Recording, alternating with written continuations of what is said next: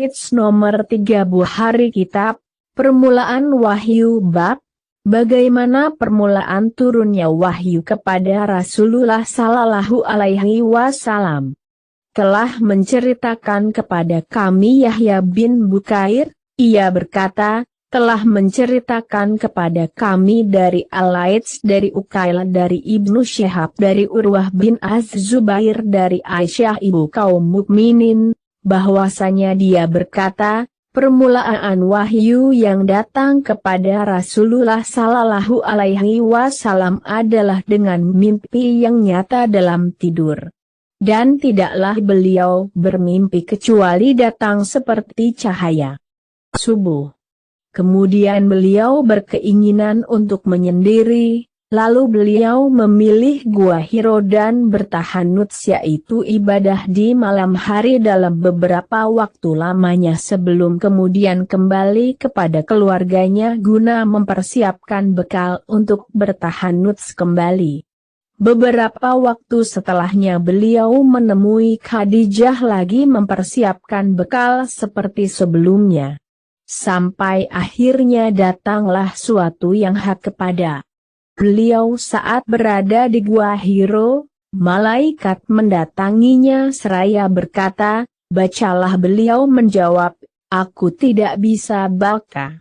Nabi Sallallahu Alaihi Wasallam menjelaskan, maka malaikat itu memegangku dan memelukku sangat kuat kemudian melepaskanku dan berkata lagi, bacalah. Beliau menjawab, aku tidak bisa baca.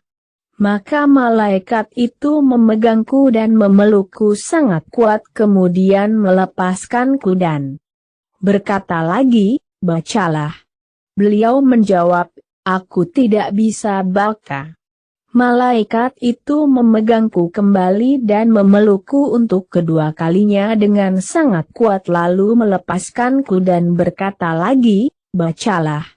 Beliau menjawab, aku tidak bisa baca. Kemudian malaikat itu memegangku kembali dan memelukku untuk ketiga kalinya dengan sangat kuat lalu melepaskanku dan berkata, bacalah dengan menyebut nama Tuhanmu yang menciptakan, Dia telah menciptakan manusia dari segumpal darah. Bacalah, dan Tuhanmulah yang Maha Pemurah.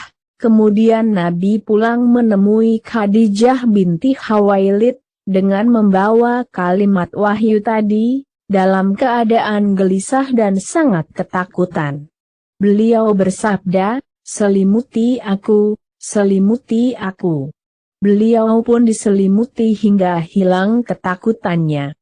Lalu beliau menceritakan peristiwa itu kepada Khadijah, aku mengkhawatirkan diriku.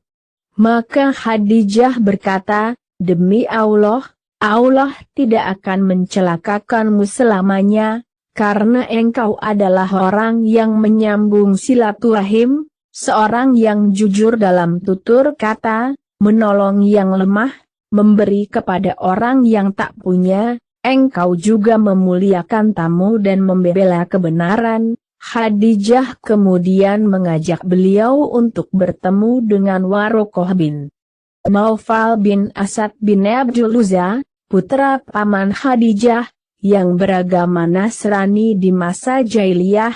Dia juga menulis buku dalam bahasa Ibrani, juga menulis kitab Injil dalam bahasa Ibrani dengan izin Allah. Saat itu Warokoh sudah tua dan matanya buta. Khadijah berkata, wahai putra pamanku, dengarkanlah apa yang akan disampaikan oleh keponakanmu ini. Warokoh berkata, wahai ponakanku, apa yang tengah engkau alami? Maka Rasulullah menuturkan peristiwa yang dialaminya. Warokoh berkata, ini adalah namus, seperti yang pernah Allah turunkan kepada Musa. Duhai seandainya aku masih muda dan aku masih hidup saat kamu nanti diusir oleh kaummu. Rasulullah bertanya, apakah aku akan diusir mereka? Warokoh menjawab, iya. karena tidak ada satu orang pun yang datang dengan membawa seperti apa yang engkau bawa ini kecuali akan dimusuhi. Seandainya aku ada saat kejadian itu, pasti aku akan menolongmu dengan sekemampuanku. Warokoh tak lama kemudian meninggal dunia pada masa kesenggangan turunnya wahyu. Ibnu Syihab berkata, telah mengabarkan kepadaku Abu Salamah bin Abdurrahman bahwa Jabir bin Abdullah Al-Ansari bertutur mengenai masa kesenggangan turunnya wahyu, sebagaimana yang Rasulullah ceritakan, ketika aku sedang berjalan, aku mendengar suara dari langit, lalu aku memandang ke arahnya dan ternyata ada malaikat yang pernah datang kepadaku di Gua Hiro, ia sedang duduk di atas kursi antara langit dan bumi. Aku pun ketakutan dan pulang, dan berkata, selimuti aku. Selimuti aku.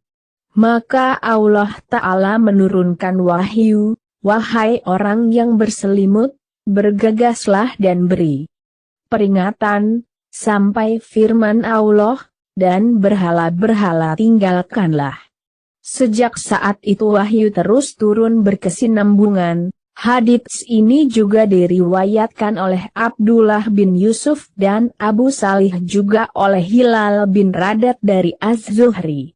Dan Yunus berkata, dan Mamar menyepakati bahwa dia mendapatkannya dari Az-Zuhri.